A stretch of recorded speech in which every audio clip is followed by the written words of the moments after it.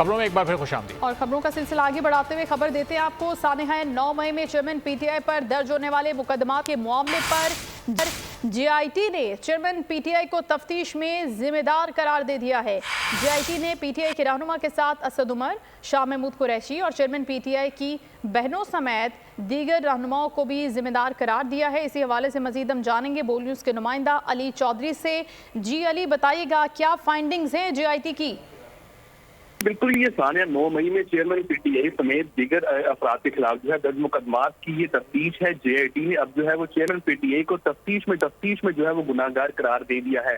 हमारे जराये के मुताबिक जो है पीटीआई रहनुमा के साथ साथ असद उमर, कुरैशी और चेयरमैन पीटीआई की बहनों समेत दीगर रहनुमाओं को भी गुनाहगार करार दिया गया है। जबकि जराये ने मजीद बताया है कि हाउस मुकदमे में चेयरमैन पीटीआई को भी गुनाहगार करार दिया है। जबकि चेयरमैन पीटीआई के कहने पर जिला हाउस में जलाओ गिराव हुआ, ये लिखा गया है रिपोर्ट के अंदर। जबकि लिखा गया है कि चेयरमैन पीटीआई ने तफ्तीश में जलाओ गिराव करवाने का किया है,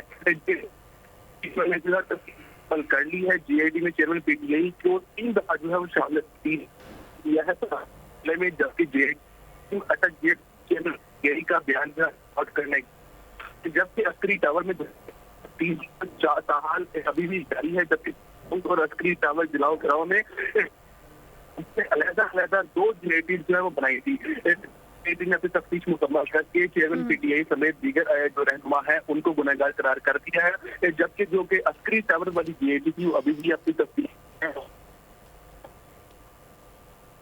ठीक है, बहुत शुक्रिया अली, आप हमें अपडेट कर रहे थे।